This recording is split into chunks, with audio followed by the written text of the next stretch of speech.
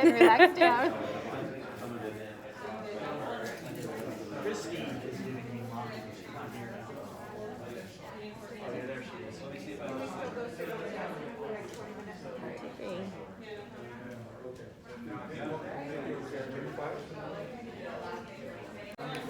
Yay! That's it, you did it! Alright, I'm leaving now. I got my second COVID vaccination. And I didn't get the numbing and tingling in my arm like I did last time, so I definitely think last time she hit a nerve. No headache, no anaphylaxis, which honestly I was more worried about this time for the second one because that's just how allergies usually work. But yeah, I feel good and I'm so glad I got a button. I'm so glad that this is over with and hopefully will be over with soon. Hi guys, it's X. Welcome back to my channel. On today's video, I'm gonna give you a COVID vaccine update. I got my first Pfizer vaccination. I want to say it was like 8:15 p.m. December 17th.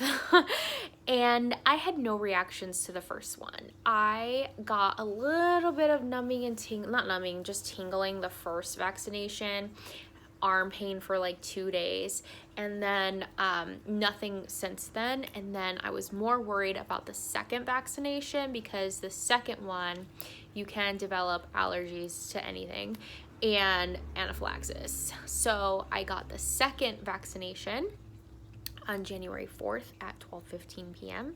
and I had no side effects. I had no tingling in my arms. So I definitely think that the first time I got vaccinated that they might have hit a nerve.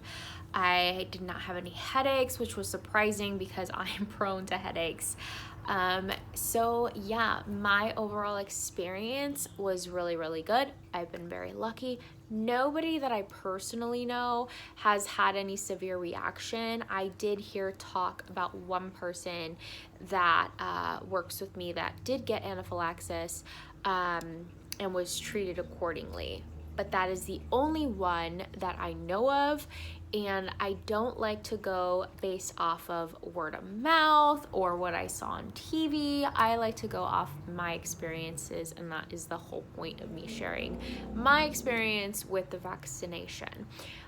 There was one thing that I wanted to clarify and talk about that I did not talk about in the first video, and that is the need to continuously wear masks. Like, it doesn't make sense. If you're vaccinated, like, why would you still need to wear a mask? So in general, whenever we take care of patients that are airborne isolation, whether it's for tuberculosis, for shingles, for chickenpox, anything like that, even though I have personally been vaccinated for chickenpox and have had the chickenpox, you just never know. And we are still required at work when we're treating these patients to wear a mask.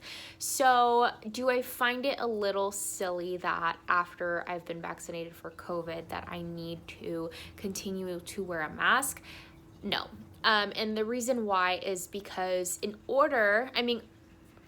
like I said, this vaccine has just come out. So do you know if it's 100% effective? We know it's 95% effective according to the clinical trials. Yes, we do have that information. However, in order to get herd immunity, as I've stated in the other video, you have to have like 90 to 95% of the population be vaccinated. And to be honest, if I were to go out right now and have the vaccine but not wear a mask, one, if people stop wearing masks, how do I know if they got the vaccination? How am I going to know whether enough of the people have been vaccinated in the next few months? So do I agree with it? As much as I hate wearing masks, I do wear masks, but I hate them. I am going to continue to comply, obviously.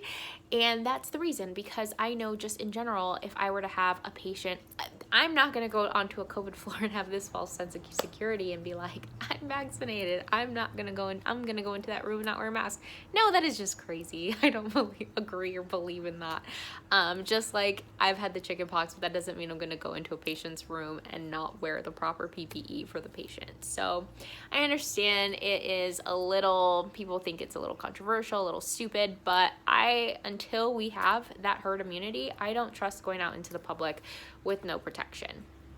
Not only that, some vaccines in the past, I think varicella is one of them. I think like some people only have 75% I don't want to say coverage, but like they're only immune, like there's still a 25% chance that they can get it. And there's some people who receive the vaccine who do have a little bit of an outbreak, or still show signs, minor signs of vesicles. So I would just rather be safe than sorry. I have too many people around me that I have to protect, and so I am going to continue to comply. Another thing that I saw was that some people are getting Bell's palsy from the vaccine, and I think it was like less than 2% of the people who have gotten the vaccinations have had signs and symptoms of Bell's palsy. I personally don't know anyone who has had Bell's palsy. So anything that I have heard about that has obviously been from TV, the media, memes people share, and I don't like to go off those stories because I don't know if they're credible. Anyone can say they're a nurse and I had this side effect. Do I discredit the people if it actually happened to them? No. But do I personally know them? No. So I'm not going to give you 100% of my trust that this actually happened to you or that you actually received the vaccine.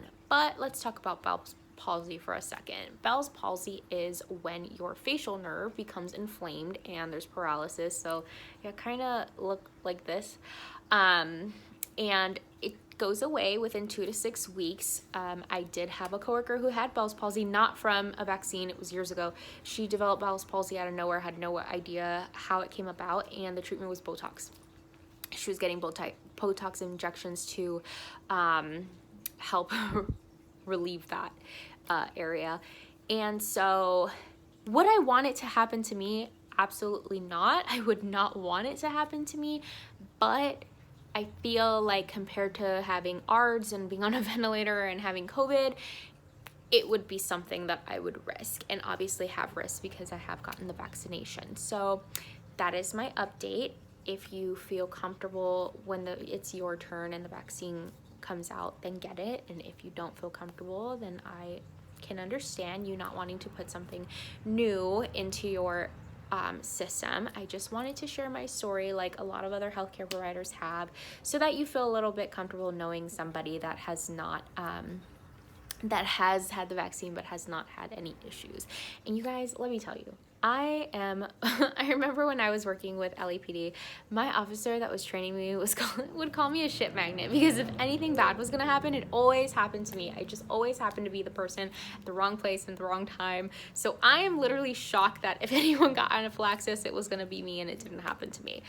But anyway, that's just a personal opinion. So if you have any questions that I can try and answer, please leave them down below. Have a great day. Bye.